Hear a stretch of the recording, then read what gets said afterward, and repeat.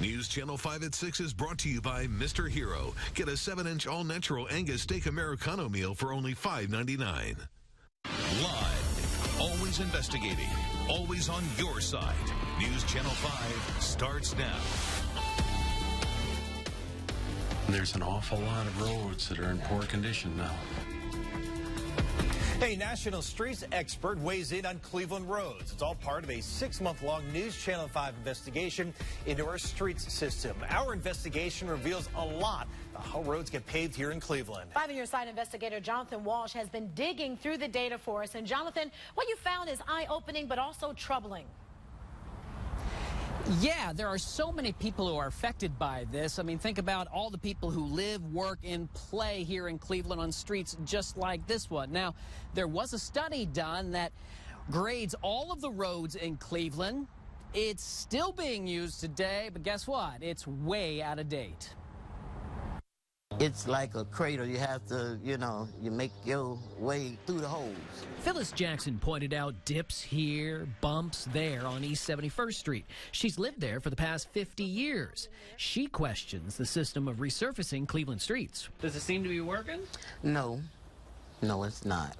Our News Channel 5 investigation shows she's right. In 2007, Cleveland streets were so bad, the city spent nearly $500,000 for a study that graded 16,000 roads.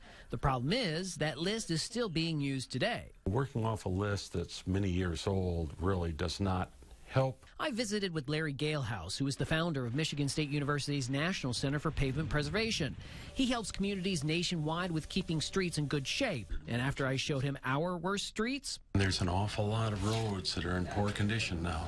I sat down with Cleveland's Chief Operating Officer Darnell Brown to talk about the city's system. He told me crews get to the worst streets first, and they up the local resurfacing budget to $10 million a year. We knew that spending $4.4 million a year on local resurfacing was not going to give us the type of turnover we needed to address a program over what should be a useful life for pavement condition. Right now, according to the engineered list, more than 5,100 streets fall into the D and F categories. That's nearly 1 in every 3 streets.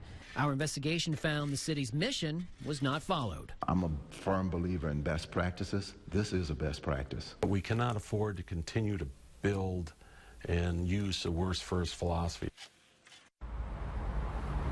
I have many more details on our NewsNet 5 app. You'll find an interactive map. You can find out what grade your street has been given and then let us know what you think. But don't miss my video investigation that airs exclusively right here on News Channel 5 tonight.